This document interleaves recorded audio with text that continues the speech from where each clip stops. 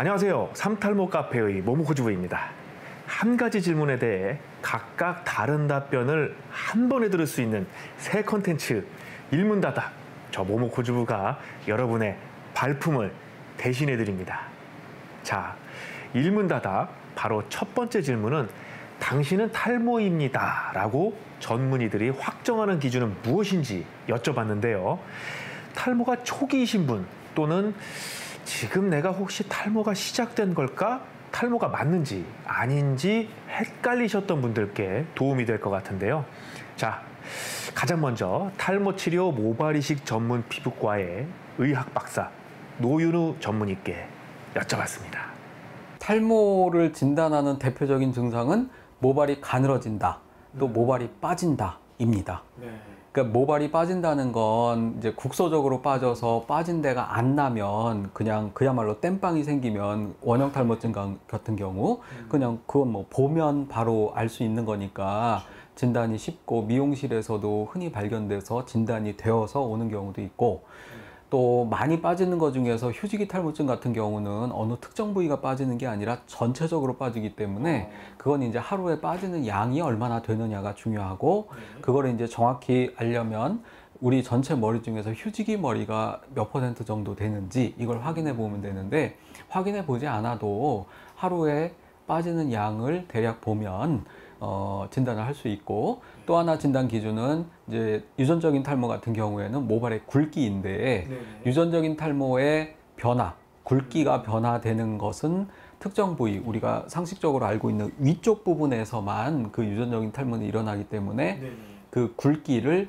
그런 변화가 안 일어나는 후두부와 비교를 해보면 알 수 있습니다. 후두부는 유전적인 탈모에 그런 굵기 변화가 안 생기기 때문에 후두부를 기준으로 해서 정수리 쪽이나 위쪽 머리에 가늘어진 부위가 있다면 그건 유전적인 탈모라고 진단을 할 수 있습니다. 잘 보셨나요?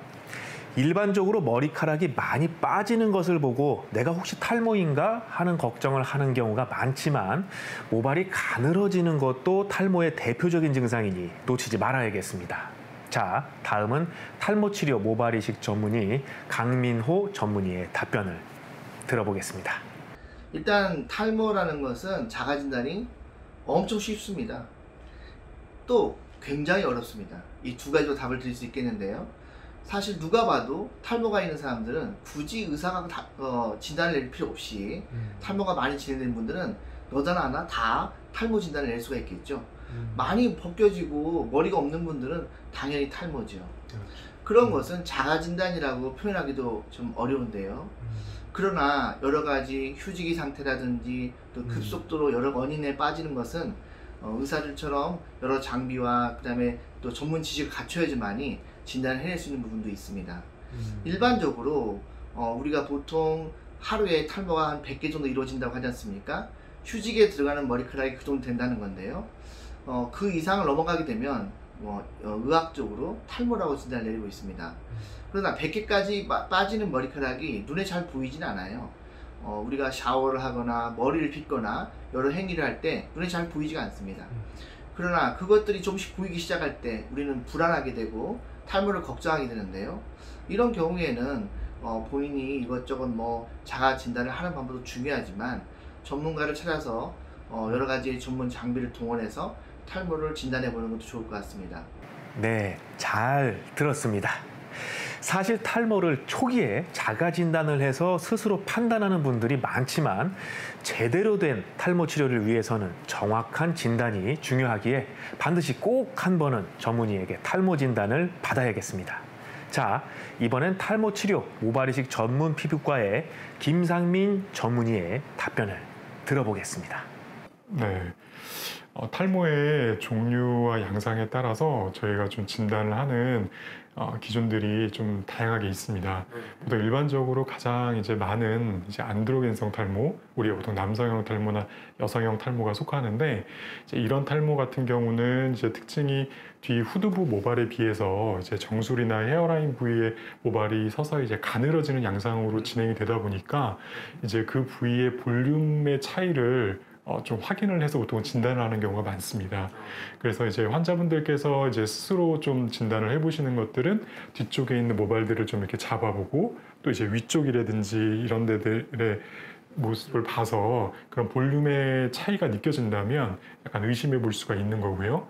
그다음에 헤어라인 같은 경우는 보통 약간 기준이 되는 점이라든지 어떤 뭐 그런 것들이 있는 경우는 그거에 비해서 조금씩 뒤로 더 높이 올라가는 벌어지는 이런 느낌이 있다면 그것도 좀 의심해 볼 수가 있을 겁니다. 그리고 우리가 또 보통 많이 생기는 이제 휴지기 탈모라고 하는 탈모들 같은 경우는 이제 보통 머리가 많이 빠지는 형태의 탈모이기 때문에 머리를 한 20번 정도 이렇게 훑어봤을 때 머리가 한 열 몇 가닥씩 좀 되게 힘없이 머리가 흐르는 느낌으로 머리가 나온다든지 아니면 많이 빠지는 시점이나 아니면 그 몇 개월, 2, 3개월 전쯤에 어떤 머리가 많이 빠질 만한 좀 스트레스가 될 만한 어떤 원인이 있었다든지 그랬을 때는 이제 그런 휴지기 탈모를 좀 의심해 볼 수가 있고요. 그리고 이제 또 보통 많이 있는 원형 탈모, 이제 이런 탈모 같은 경우는 아예 그 동전 모양으로 머리카락이 전체가 그냥 싹 다 빠져버리는 이런 형태의 탈모이기 때문에 그건 어찌 보면 되게 발견을 하기가 쉽습니다. 진단을 하기도 쉽고. 그래서 일반적으로 보통 이제 머리를 자르러 이제 미용실에 갔을 때 이제 머리가 빠져 있다는 얘기를 듣고 병원에 오시는 경우들이 많은데 원형 탈모 같은 경우는 이제 또 그런 식으로 발견해서 진단을 할 수가 있습니다.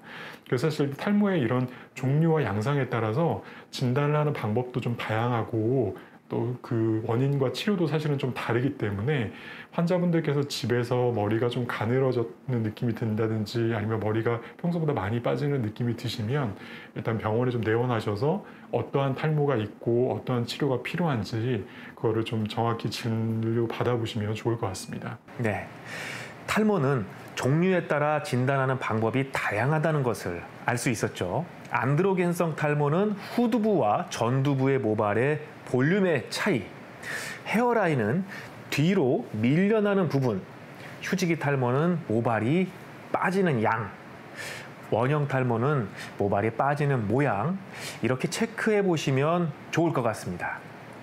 자, 어떠셨나요? 전문의마다 같은 질문에 대한 답변이 조금씩은 달랐지만 모두 우리에게 도움이 되는 말씀드렸죠. 저는 다음 질문에서 다시 인사드리겠습니다. 삼탈모 카페의 모모코주부였습니다. 감사합니다.